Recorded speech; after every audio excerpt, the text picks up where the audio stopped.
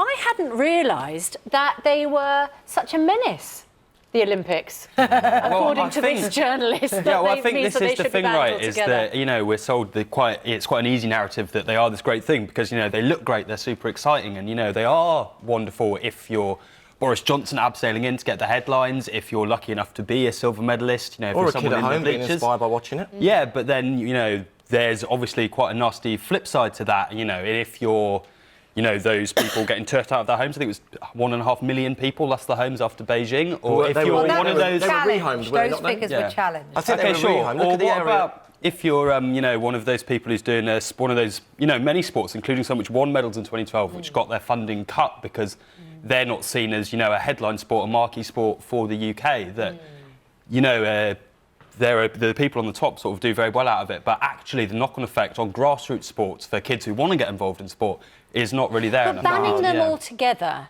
I mean, completely banning an event that we do get behind. You know, there may be a downside, but we get behind it. Yeah. I mean, nobody can forget London 2012. You can't even... It brought the country together, didn't it? It was amazing. I mean, I've spent a lot of time in London. Normally people won't even say hello on the tube. That 2 weeks during the Olympics, then the Paralympics, London was the happiest place, and Britain was a great place. And let's be honest, you're saying about grassroots. I've got a friend of mine who travels weekly from Southampton because his daughter's an up-and-coming swimmer. For £1.50, she can swim in the same swimming pool as Michael Phelps. She can dive where Tom Daley dived. These facilities are still being used. And the feel-good factor to be British during those games was amazing. And I think, obviously, it's got a huge impact on grassroots levels because all the people who watch the Olympics and the Paralympics think, hang on a minute, one day I want to be a Johnny Brownlee. Is Or I want to be a there Chris Right, Roy. but I think this is the point, right, because you used that phrase, those 2 weeks, you know, they were great, but, you know, since then, you know, the number of people playing sport for half an hour every week in the UK has actually gone down. And, you know, if you're a politician, it's easy to have this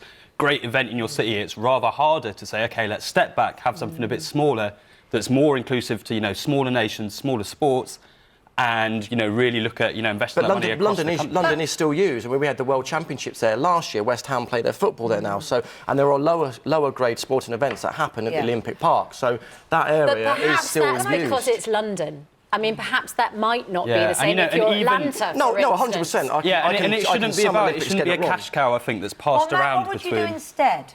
I think, you know, well, there's a number of different suggestions. You know, for example, you could have it sort of in the same country every time, or you could divide it up between, you know, several, you know, less well-off countries. So it's not this cash cow that's passed between the same, like, you know, 9 or 10 super rich countries, 30 super rich Rio cities. was a poor country. Brazil was not. Yeah, and that was an absolute car crash. You know, people being turfed out of the favelas. You know, that stadium has been looted.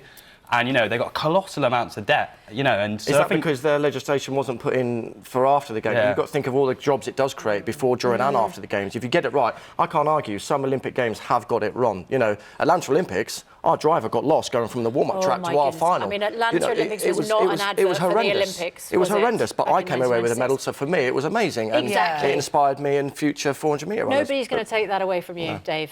Thanks. Thanks very much. It's great to see you. You're just giving this morning, aren't you? You're just giving, making sure everyone feels good. Calling them by the wrong name. Yeah. No, All right, let's good, not I rub like it in.